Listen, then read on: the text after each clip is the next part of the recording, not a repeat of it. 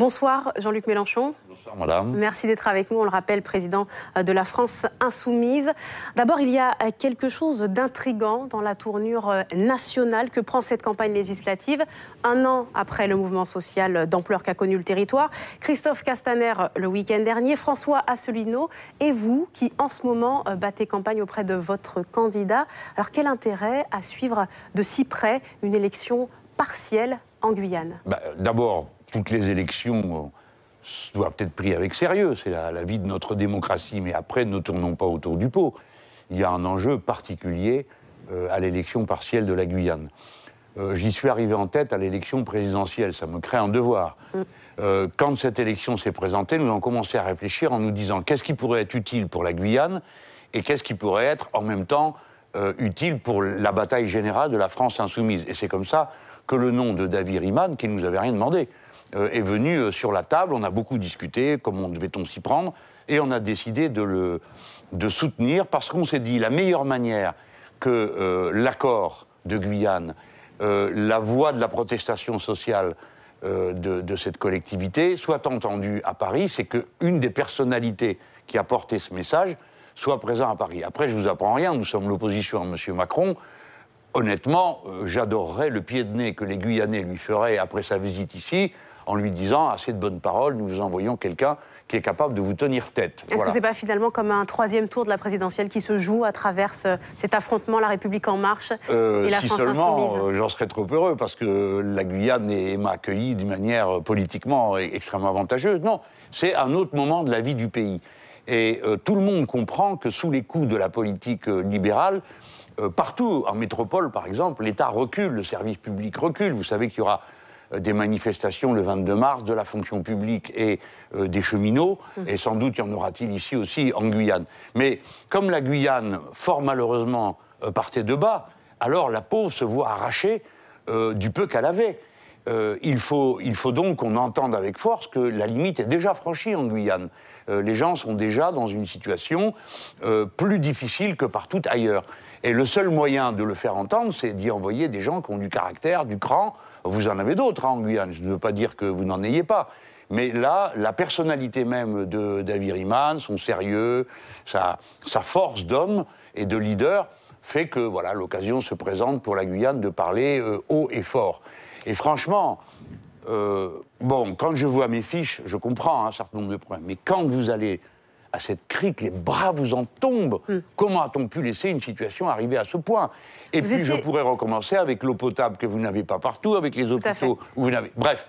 Vous étiez alors, l'un des on ne va premiers... pas passer son temps à gémir, il faut agir. Donc choisissez-vous des gens qui tiennent bon, parce que c'est avec cela qu'on peut améliorer la vie. Vous étiez justement l'un des premiers à relayer dès le départ la voix des Guyanais, notamment pendant le mouvement social, pendant votre campagne à la présidentielle, avec votre programme L'Avenir en commun. Vos députés figurent parmi les plus travailleurs, selon un classement du journal Capital à l'Assemblée nationale. Mettront-ils un point d'honneur à défendre et à mener jusqu'au bout les dossiers qui concernent la Guyane, justement?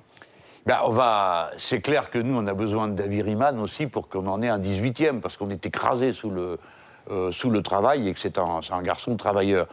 Donc on sait que s'il est là, il va être un bon élément, brillant. Il ne suffit pas d'élire quelqu'un comme ça. Vous avez des gens qui peuvent avoir fait des belles études, et puis vous les mettez dans l'hémicycle, ils valent pas un clou, parce qu'ils sont comme les autres, blablabla.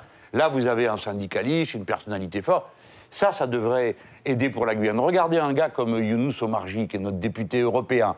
C'est lui qui a débloqué pour la Guyane cette histoire d'interdiction qui est faite aux pêcheurs de renouveler leur matériel. C'est une histoire de fou. Un règlement a été inventé à Bruxelles qui était destiné à la Méditerranée et à la mer du Nord. Et voilà, les pauvres Guyanais, au moment où quelqu'un se décidait à faire quelque chose, on leur dit terminé, vous n'avez pas le droit. Et donc ça suffira d'avoir simplement un député de plus, un 18e, pour réellement faire aboutir les dossiers? C'est le seul moyen. Hein. Si vous avez quelqu'un qui prend les dossiers en main et puis qui ne veut rien lâcher, voilà. J'ajoute que M. Riemann dira et fera ce qu'il voudra. Une fois qu'il sera à l'Assemblée, c'est pas moi qui vais lui dire ce qu'on doit dire pour la Guyane, ça c'est clair. Et sa liberté sera donc totale. Nous ne sommes pas un parti, la France Insoumise, nous sommes un mouvement. Alors, on fait une équipe. Et quand il y en a un qui n'est pas d'accord, bah, il réfléchit à comment il doit exprimer ça, s'il faut absolument qu'il le fasse. Mais sur la Guyane, on le suivra, on a réfléchi à son dossier avant. Hein. C'est une histoire de désaccord, ce qui se passe en ce moment avec votre relais en local du mouvement donc, de la France Insoumise, de la Guyane Insoumise. Vous aviez une candidate l'année dernière, Claire Albanese. Oui. Cette fois, vous ne la suivez pas, elle est suppléante de Richard Joigny. Et vous avez lâché simplement sa candidature. On a beaucoup discuté avec eux notamment. Bon, nous avions une évaluation différente.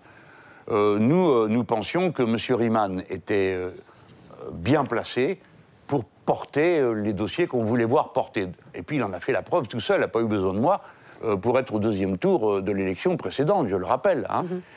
Donc on n'a pas eu la même évaluation, mais je dois dire que je respecte ceux qui ont fait un autre choix. Ils l'ont fait d'une manière loyale, ils s'appellent autrement, ils n'essayent pas de faire croire que c'est moi.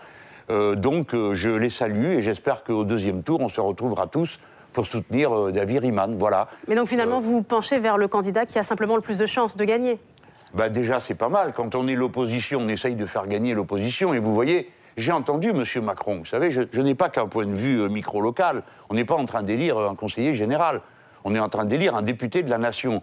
Quand vous avez un président de la République qui fait un déplacement jusqu'ici en Guyane et qui, dans un discours, s'en prend à quelqu'un qui a représenté le mouvement social, sans le nommer, et lui charge la barre comme ça, vous vous dites « Waouh, quel garçon, il me le faut hein, !» Il nous le faut à nous, mais je dirais pour la vie du pays, pour la France, nous sommes Français.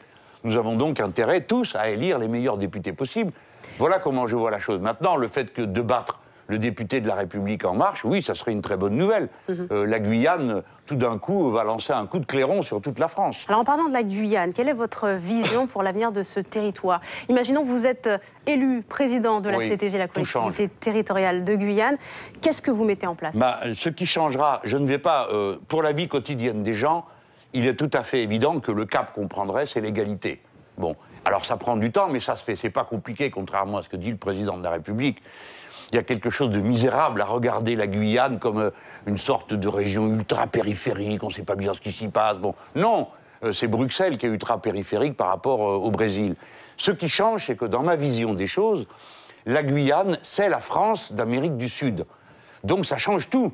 Et il faut que la France soit présente en Amérique du Sud, avec des gens de l'Amérique du Sud, pour porter des dossiers qui sont d'intérêt général. Peut-être que vous ne vous souvenez pas... C'est aussi une démarche avancée par le président de la République. Écoutez, on m'a saoulé avec l'ALBA, parce qu'on a dit Mélenchon veut adhérer à l'ALBA et quitter l'Union européenne. C'est absurde, mais adhérer à l'ALBA, oui. Et écoutez-moi bien, le Mercosur, personne n'en a parlé. Comment ça se fait? Vous le savez, vous autres, les Guyanais, ce qu'il y a dans l'accord? Non, vous ne le savez pas. Personne ne le sait. Mais vous êtes abandonnés. L'accord Mercosur va ouvrir les frontières de la Guyane à un marché qui est à côté où il y a 200 millions de personnes.